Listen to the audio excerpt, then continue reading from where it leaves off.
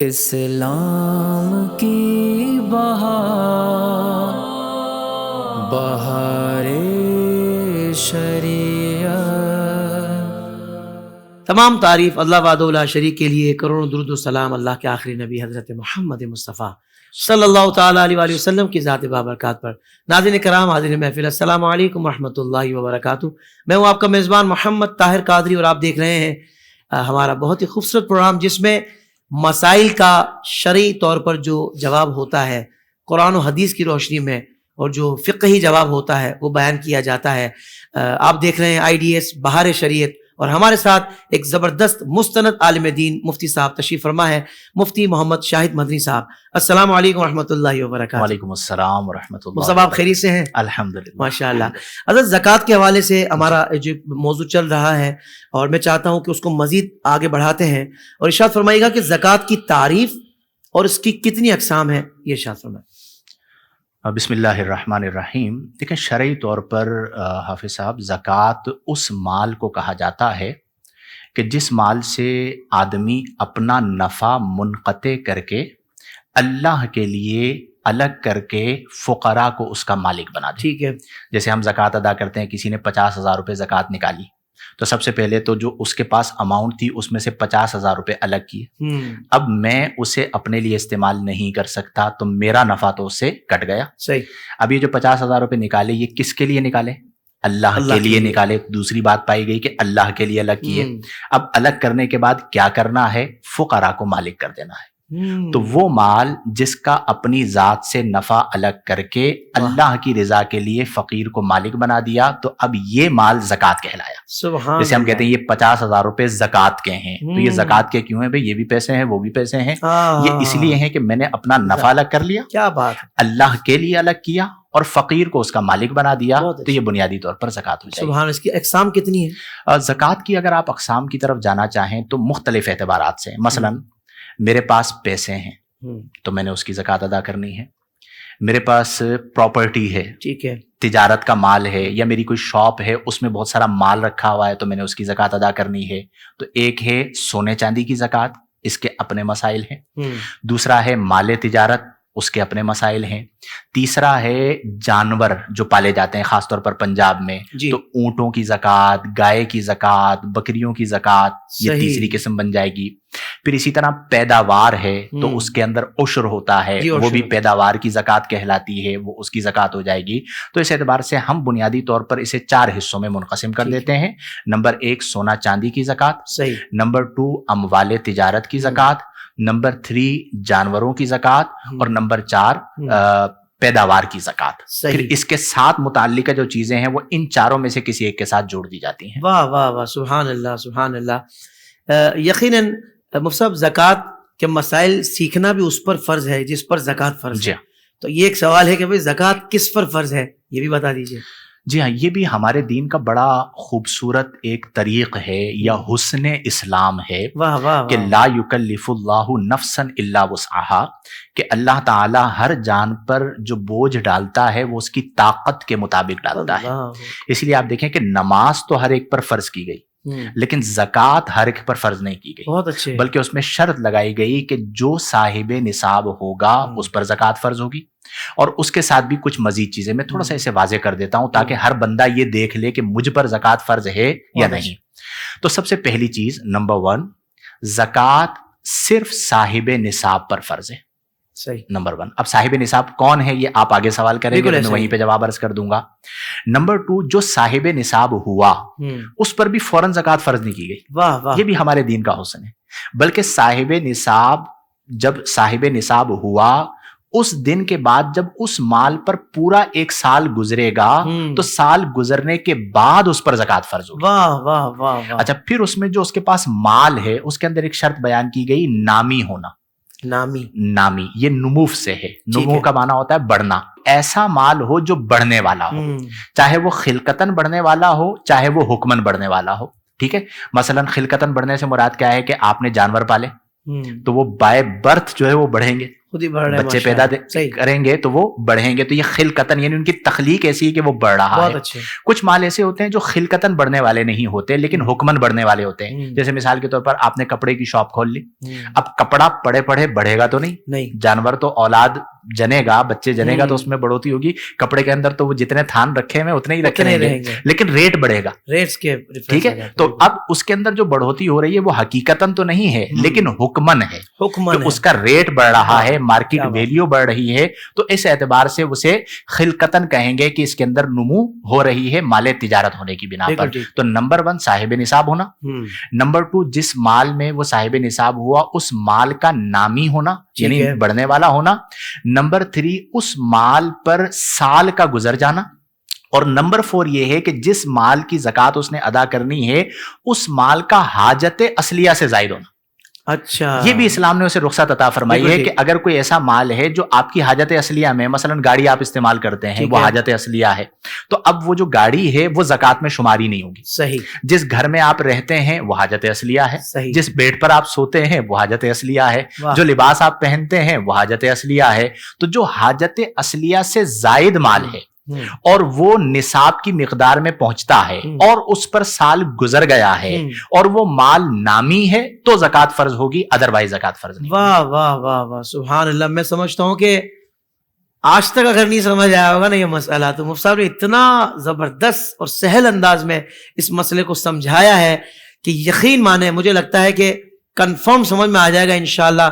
اور پھر بھی نہ سمجھ آئے تو دوبارہ ایک مرتبہ سن لیں, انشاءاللہ آپ کو بہت آسان ہو جائے گا, بلکہ آپ اس قابل ہو جائیں گے کہ آپ کسی کو یہ مسئلہ سمجھا بھی پائیں گے انشاءاللہ. یہی تو بات ہے. واقعتاً اسلام آسان ہے, دین فطرت ہے, عمل کرنے والے ہم لوگ بنے. اور جب واقعی بندہ سیکھتا ہے, سمجھتا ہے نا, تو پھر اندازہ ہوتا ہے کہ یار ہم تو پتہ نہیں مشکل سمجھ رہے تھے. مشکل نہیں ہے بھائی, اسلام بہت آسان ہے چونکہ یہ اسلام ہے. سبحان اللہ. اچھا مفتی صاحب, بڑا اہم سوال ہے, دیکھیں اس پر بھی باتیں ہوتی ہیں کہ زکوٰۃ کو اسلامی ٹیکس کہہ کر اس پر جو لوگ اعتراض کرتے ہیں ان کو کیا جواب دیں گے؟ جی ہاں, دیکھیں سب سے پہلی بات تو یہ ہے کہ وہ ہمارے یہاں ایک محاورہ کہا جاتا ہے کہ خدا واسطے کا بیر ہونا. تو ایسے لوگوں کے لیے تو ہماری طرف سے ایک ہی جواب ہے کہ وَإِذَا خَاطَبَهُمُ الْجَاهِلُونَ قَالُوا سَلَامًا. وہ اسلاموفوبیا کہہ سکتے ہیں. اسلاموفوبیا ہے کہ ان کو اصل میں تکلیف زکوٰۃ سے نہیں ہے, انہیں اصل میں تکلیف ہے اسلام سے.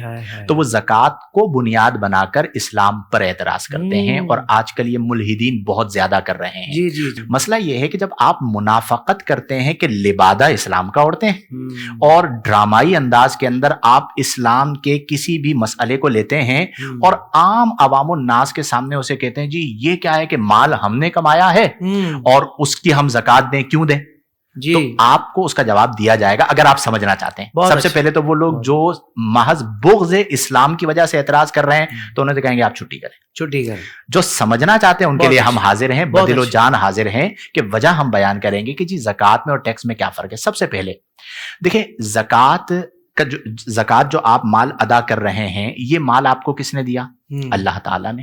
اب اللہ فرماتا ہے کہ مما رزقناہم, جو ہم نے تمہیں عطا فرمایا ہے ہمارے دیے ہوئے مال سے ادا کرو. بہت اچھا. اب آپ دیکھیں کہ ٹیکس میں کیا ہوتا ہے کہ ٹیکس میں امیر اور غریب کا کوئی فرق نہیں ہوتا. جیسے ہم ٹیکس دیتے ہیں, اب ہم نے گروسری کی تو اس میں ہم سے ٹیکس لے لیا جاتا ہے. جو گروسری لے رہا ہے اس کو دینا ہے. چاہے ملٹی بلینر گروسری کر رہا ہے اس سے بھی ٹیکس لیا جا رہا ہے, اور ایک رکشہ ڈرائیور گروسری کر رہا ہے اس سے بھی ٹیکس لیا جا رہا ہے. زکوٰۃ میں تو یہ ہے کہ مالداروں سے مال لیا جاتا ہے اور غربا کو دیا جاتا ہے. ٹیکس میں تو امیر و غریب, امیر تو ہمارے پاکستان میں تو اب حال یہ ہو گیا کہ عمرہ پھر بہت سارے ذریعوں سے ٹیکس معاف کرا لیتے ہیں. بینکوں سے قرضے لے کر اربوں روپے معاف کروا لیتے ہیں. الٹا معاملہ ہوا ہے. اور اسلام کا نظام تو اتنا خوبصورت ہے کہ امیروں سے مال لیا اور امیروں ہی کو کہا کہ بھئی تمہاری بہن غریب ہے اپنی بہن کو زکوٰۃ دے دو. اس پر ہم آگے گفتگو کریں گے. تمہارا بھائی غریب ہے اپنے بھائی کو زکوٰۃ دے دو. تمہارا بھتیجا غریب ہے اپنے بھتیجے کو زکوٰۃ دے دو. تمہارا بھانجا غریب ہے اپنے بھانجے کو زکوٰۃ دے دو. تمہارا پڑوسی غریب ہے اپنے پڑوسی کو زکوٰۃ دے دو. تو امیر سے لیا گیا اور اسی کو سونپا گیا کہ تم اپنا مال غریب کو دو.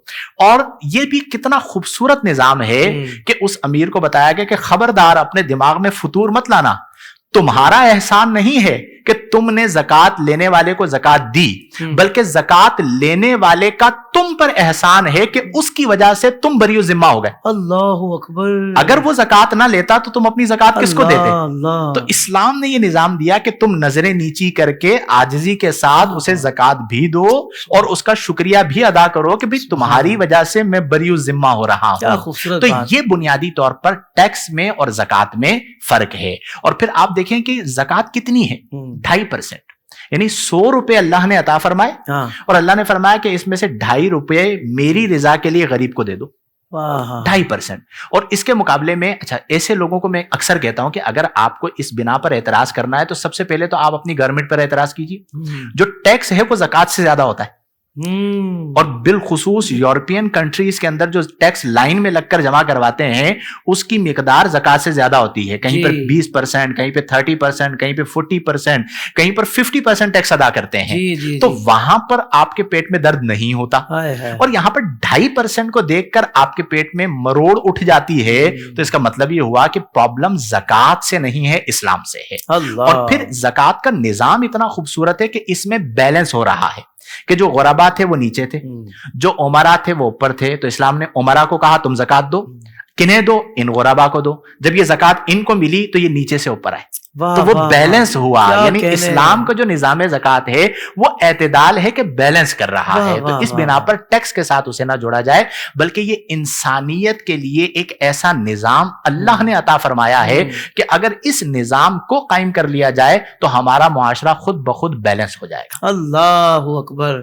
کیا خوبصورت بات ہے کہ پہلے تو میں دعا کرتا ہوں اللہ تبارک و تعالی ہمیں دینے والا ہاتھ عطا فرمائے. لیکن مفتی صاحب کی گفتگو سے جو میں سمجھا ہوں, کیا خوبصورت بات ہے کہ جو لینے والا ہے, جو بیچارہ مجبوری میں زکات لے رہا ہے, اس کے بھی مورل کو ڈاؤن نہیں ہونے دیا ہے. وہ لے کر آپ کے لیے آسانی کر رہے دینے والے کے لیے. بلکہ ایک اور جملہ یہاں پہ حافظ صاحب آپ نے بہت اہم بات کی ہے, جوڑ دیجئے کہ مستحق کے لیے زکات پیور مال حلال ہے, عیب نہیں ہے. اللہ اکبر. واہ واہ واہ واہ. پیور مال حلال ہے, مستحق کے لیے پیور مال حلال ہے. اور زکات لینا مستحق کے لیے عیب نہیں ہے, بلکہ اس کے لیے اللہ کی طرف سے تحفہ ہے. تو آج ہمارے معاشرے کے اندر بعض اوقات کسی کو یہ کہہ دینا کہ یہ تو زکات لیتا ہے, تانا دینا, اس کی بچی کی شادی تو زکات کے پیسوں سے ہوئی ہے, یہ ظلم عظیم ہے. یہ ظلم عظیم ہے. ہو سکتا ہے جو مال دینے والا یعنی جو زکات دینے والا ہے اس کی آمدنی مشکوک ہو کہ پتہ نہیں کہاں سے آئی, حلت و حرمت کا مسئلہ ہو, اس کا حلال ہونا اتنا خالص نہ ہو. لیکن جو زکات لینے والا ہے اس کے لیے وہ زکات جو ہے وہ پیور مال حلال ہے. تو اس لیے جب شریعت نے اسے عیب نہیں بنایا تو ہمارے معاشرے کو بھی اسے عیب نہیں سمجھنا چاہیے. بہت اچھے مفتی صاحب, سبحان اللہ سبحان اللہ. مفتی صاحب یہ ارشاد فرمائیے گا کہ کیا مالک نصاب ہونے سے پہلے بھی زکات دے سکتے ہیں, یا اس صورت میں صرف نفلی صدقہ وغیرہ ہی دیا جاتا ہے؟ جی ہاں, یہ بہت اہم سوال ہے کہ دیکھیں فرضیت زکات, اسے اور میں تھوڑا سا آسان کر دیتا ہوں مثال سے. فجر کی نماز آپ کب پڑھیں گے؟ فجر کا ٹائم شروع ہونے پر. اگر آپ نے اس سے پہلے پڑھی تو نفل ہو جائے گا, فرض ادا نہیں ہوگا, کیونکہ ان الصلاۃ کانت علی المؤمنین کتابا موقوتا. ظہر کی نماز آپ کب پڑھیں گے؟ جب ظہر کا وقت شروع ہو جائے گا. اسی طرح زکات تب دی جائے گی جب آپ صاحب نصاب ہوں گے. بالکل صحیح. تو اگر آپ صاحب نصاب ہوئے ہی نہیں اور آپ نے پہلے مال ادا کیا, کسی فقیر کو دیا, تو وہ نفلی صدقہ ہو جائے گا.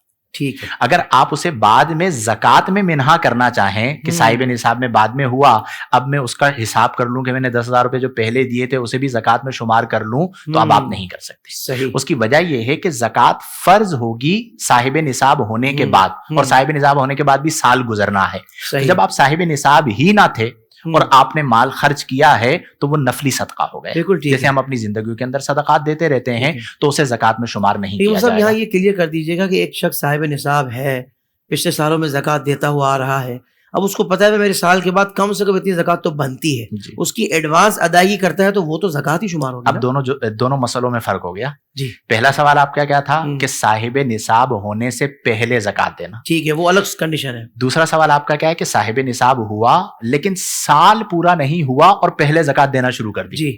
تو اب اگر صاحب نصاب ہو گیا ہے اور ادائیگی زکات سال پورا ہونے پر ہوگی, لیکن وہ پورا سال تھوڑی تھوڑی اماؤنٹ دیتا رہتا ہے, جیسے مجھے زکات دینی ہے تو مجھے پتا ہے کہ جی سال پورا ہونے پر میری 1 لاکھ روپے زکات بنتی ہے, ابھی پہلا مہینہ آیا، میرے پاس کوئی مستحق آ گیا، اس کو 10,000 روپے چاہیے تھے تو میں نے اسے 10,000 روپے دے دیے.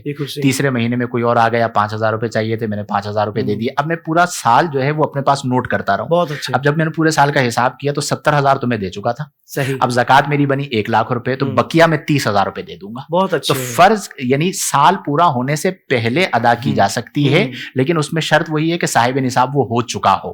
اگر صاحب نصاب نہیں ہوا، اب جو خرچ کرے گا وہ نفلی صدقہ ہے. صاحب نصاب ہو گیا، سال پورا نہیں ہوا ہے اور وہ پورا سال تھوڑی تھوڑی کر کے دے رہا ہے تو اس کی زکوٰۃ ادا ہو جائے گی. سبحان اللہ، سبحان اللہ. اچھا مفتی صاحب، بڑا زبردست آپ نے ارشاد فرمایا. ایک بات میرے ذہن میں آئی ہے کہ وہ آپ نے شروع میں ارشاد فرمایا تھا کہ بھائی زکوٰۃ کی ادائیگی مال کو پاک کر دیتی ہے. تو میرا سوال یہ ہے، کیا حرام ذرائع سے جو مال کمایا گیا یعنی حرام مال ہے تو اس پر بھی زکوٰۃ کی ادائیگی ہوگی یا نہیں ہوگی، اور ہونے کے بعد سارا ہی پاک ہو جائے گا؟ یہ بھی ارشاد فرما دیں. بہت اہم سوال ہے. اس پر سب سے پہلے تو میں ایک حدیث مبارکہ عرض کرنا چاہوں گا کہ نبی کریم صلی اللہ علیہ وسلم نے فرمایا کہ ان اللہ طیب لا یقبل الا الطیبہ، کہ اللہ تبارک و تعالی پاک ہے، وہ نہیں قبول فرماتا مگر پاک کو. تو مال حرام جو ہے وہ نجس ہے. اگر کسی کو کپڑا پاک کرنا ہے تو وہ پانی سے پاک ہوگا. صحیح، وہ بھی صاف، اور پانی بھی طاہر ہونا چاہیے تو وہ کپڑے کو مطہر کرے گا. بہت اچھے. اور اس کے مقابلے میں اگر اسے شراب سے دھویا جا رہا ہے تو وہ پاک نہیں ہوگا. اسی طرح جو کل مال حرام ہے، یعنی ایک شخص ہے جو مثال کے طور پر سود کا لین دین کرتا ہے، اب اس کا کل مال ہی حرام ہے. یا ایک شخص ہے معاذ اللہ جو جوئے کا کام کرتا ہے یا شراب بیچتا ہے، اس کا کل مال ہی حرام ہے. یا کرپشن کرتا ہے، ہمارے پاکستان میں کرپشن بھی بہت زیادہ ہوتی ہے، رشوت لیتا ہے، اب اس کا کل مال حرام ہے. اب وہ اس کل مال جو حرام ہے اس کی زکوٰۃ دے کر یہ کہے کہ میرا مال پاک ہو جائے گا، تو پھر تو سب کو راستہ مل گیا. اللہ، پھر تو لوگ حرام مال کمائیں گے، کہیں گے 2.5% دے دو، پورا مال پاک ہو جائے گا. اعلیٰ حضرت امام احمد رضا خان فاضل بریلوی رحمہ اللہ نے بڑی خوبصورت بات بیان فرمائی. زکوٰۃ جو ہے نا، یہ 40واں حصہ ہوتا ہے. تو اعلیٰ حضرت نے فرمایا کہ اگر کل مال حرام ہے تو وہ 40واں حصہ زکوٰۃ دے کر یہ سمجھتا ہے کہ جو 39 پیچھے حصے ہیں وہ سارے کے سارے نجس اور حرام ہیں، وہ پاک ہو جائیں گے، تو یہ کیوں کر ممکن ہے؟ زکوٰۃ تو وہاں پر دی جاتی ہے جہاں پر مال حلال ہے، کوئی کمی کوتاہی رہ گئی ہے تو اس کی برکت سے وہ دور ہو جائے گی. تو اگر کل مال حرام ہے تو وہ زکوٰۃ ادا کرنے سے اس کی زکوٰۃ ادا بھی نہیں ہوگی، اور مال حرام کو آپ نیک کاموں میں خرچ بھی نہیں کر سکتے. اللہ اکبر. یہ بھی ہمارے یہاں بڑا المیہ ہوتا ہے کہ بعض اوقات بہت مال حرام آ گیا تو کہتے ہیں مسجد بنوا لو. تو یہ اپنے دل کو تسلی دینے کے لیے ہے، اور نفس آپ کو مبتلا کر رہا ہے، دھوکہ دے رہا ہے کہ آپ اس میں سے کچھ مال ایک مسجد آپ بنوا دیں تاکہ آپ کے 10 ارب روپے پاک ہو جائیں. تو قیامت کے دن اللہ تبارک و تعالی آپ کی اس بات پر پکڑ فرمائے گا کہ تم نے میرے گھر کے لیے حرام مال دیا. اللہ اکبر. تو وہ لوگ جو اپنی حرام کمائی کو اپنے دل کی تسلی کرنے کے لیے دینی کاموں پر خرچ کر دیتے ہیں، مسجدوں پر، مدرسوں پر خرچ کر دیتے ہیں، انہیں خدا سے ڈرنا چاہیے کہ ایک تو آپ نے جرم یہ کیا کہ حرام کمایا، اور پھر اس کے بعد وہ غلیظ اور گندا مال آپ نے رب کے نام پر دے دیا. اللہ، دوہرا وبال آ سکتا ہے. دوہرا وبال ہے، قطعاً دوہرا وبال ہے، اور اسے کوئی حلال سمجھ کے کرے گا تو وہ دائرہ اسلام سے خارج ہو جائے گا کہ اس مال سے تعمیر مسجد ہونی ہے اور آپ اپنے حرام مال کو مسجد کے اندر خرچ کر رہے ہیں، مدرسے کے اندر خرچ کر رہے ہیں. تو قطعی طور پر مال حرام، میں نے حدیث عرض کر دی ہے کہ اللہ پاک ہے، وہ نہیں قبول فرماتا مگر پاک کو. تو اگر آپ نجس مال، غلیظ مال اللہ کی راہ میں دیں گے تو وہ آپ کے منہ پر مار دیا جائے گا. سبحان اللہ. آپ نے بہت پیارا آپ نے توجہ دلائی ہے. لیکن ناظرین کو میں ایک بات ضرور کہوں گا، ایک بات یہاں غور طلب ہے، توجہ طلب ہے کہ اب ہر کسی پر یہ فتویٰ آپ مت لگائیے گا کہ بھائی تو حرام کما رہا ہے. پہلے یہ جاننے کی ضرورت ہے کہ کون سا مال کمانے کا ذریعہ ناجائز و حرام تھا، اور اس کا مال بھی حرام ہے. یہ الگ کنڈیشنز ہوتی ہیں، الگ معاملات ہیں. تو اس بات کو طے کرنا ضروری ہے کہ کون سا مال جس کو ہم نے کمایا ہے وہ حرام ہے. بعض اوقات ایسا ہوتا ہے کہ ذریعہ یعنی وہ عمل ناجائز و حرام ہوتا ہے مگر اس کی کمائی مطلقاً حرام نہیں ہوتی. وہ سب ایسا ہی ہے نا؟ بالکل ایسا ہی. تو یہ بھی بڑی بڑی اہم بات ہے، اس پر بھی غور کیجیے گا. اور کسی پر ہمیں فتویٰ لگانے کی ضرورت نہیں، بلکہ ہمیں یہ علم حاصل کرنے کی ضرورت ہے کہ بھائی ہمارے جو مال کمانے کے ذرائع ہیں وہ جائز ہیں کہ نہیں، اور پھر اس سے جو ارننگ ہو رہی ہے وہ مال جائز ہے کہ نہیں، اس کا علم حاصل کرنا بہت ضروری ہے انشاءاللہ علم دین سے. ہمیں محاسبہ نفس کا حکم ہے، ہاں محاسبہ ناس کا حکم نہیں ہے. ہاں ہمیں اپنا محاسبہ کرنا ہے. بہت کل اچھے. قیامت کے دن مجھ سے میرے بارے میں پوچھا بہت جائے اچھے. گا، میرا پڑوسی، میرا دوست کون کیا کر رہا تھا، اس کا جواب تو اس نے دینا ہے. تو اس طرح کے جتنے بھی موضوع ہوتے ہیں، مطلب تکبر ہو گیا، حسد ہو گیا، بغض ہو گیا، کینہ ہو گیا، تو میں اکثر یہ کہتا ہوں کہ یہ جب بھی موضوع گفتگو ہو رہی ہو تو آپ ذہنوں میں کردار نہ لے کر آئیں، اپنے آپ کو دیکھیں. لا رہے ہوتے ہیں تو اپنے آپ کو دیکھیں کہ میں کیا ہوں.